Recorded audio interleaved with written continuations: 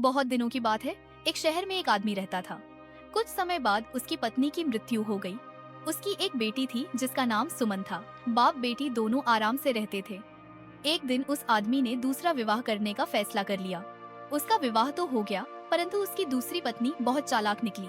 कुछ ही दिनों में सौतेली माँ ने सुमन के साथ बुरा बर्ताव करना शुरू कर दिया। वह सुमन से सारा सारा दिन काम करवाती और एक पल के लिए भी उसे खाली नहीं बैठने देती थी। इस पर भी कई बार वह सुमन को भोजन न देती और वह बेचारी बिना कुछ बोले भूखी सो जाती। इधर सुमन की सौतेली माँ के यहाँ एक कन्या ने जन्म लिया। उसका नाम किरण रखा गया। सुमन अपनी छोटी बहन से बहुत प्रेम करती थी, पर उसकी माँ को यह भी अच्छा नहीं लगता था। वह जब सुमन को अपनी लाडली बेटी किरण के साथ बैठे देखती, तभी गुस्से में आकर कहने लगती, जाओ यहाँ से, सुबह से यहाँ बैठी क्या कर रही हो। कुछ दिनों बाद सुमन के पिता की मृत्यु हो गई। अब तो उसकी माँ का व्यवहार और खराब हो गया। सुमन को इतने बड़े मकान में रसोई घर के साथ वाला एक गंदा सा स्टोर मिला हुआ था। वह वहीं उठती बैठती और वहीं सोती। उस मकान के दूसरे कमरों में जाने की उसे मनाही थी। बस सफाई करने के लिए वह वहां जा सकती थी।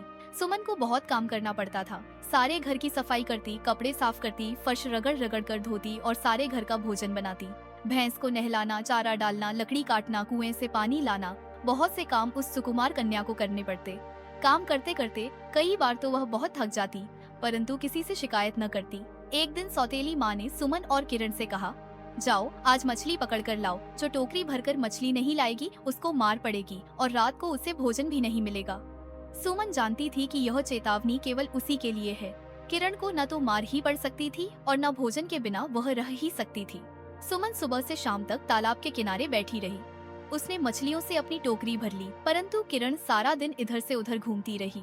उसने सारा समय नाच गाने और फूल तोड़ने में खो दिया। सूर्य के अस्त होने तक किरण ने मछली पकड़ना शुरू ही नहीं किया था।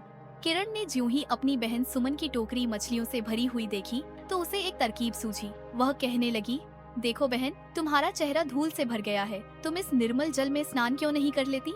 माँ तुम्हारा चेहरा इतना गंदा देखेगी तो क्या कहेगी। सुमन को यह सलाह अच्छी लगी।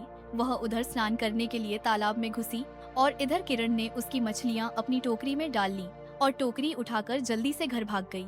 जब सुमन ने यह देखा कि उसकी मछलियाँ किरण उठाकर ले गई हैं, तो वह बेचारी वहीं जोर जोर से रोने लगी। थोड़ी ही देर में उस तालाब में से एक जलपरी निकली और सुमन से कहने लगी, क्या बात है बेटी, इतनी जोर जोर से क्यों रो रही हो। तब सुमन ने जलपरी से सारी कथा कह सुनाई और बोली, मेरी रक्षा करो, आज जब मैं घर पहुंचूंगी तो मेरी सौतेली माँ मुझे बहुत मारेगी। जलपरी ने उसे हौसला दिया और कहा, चिंता मत करो बेटी, तुम्हारे कष्ट के दिन दूर होने वाले हैं। आगे जानने के लिए बने रहे।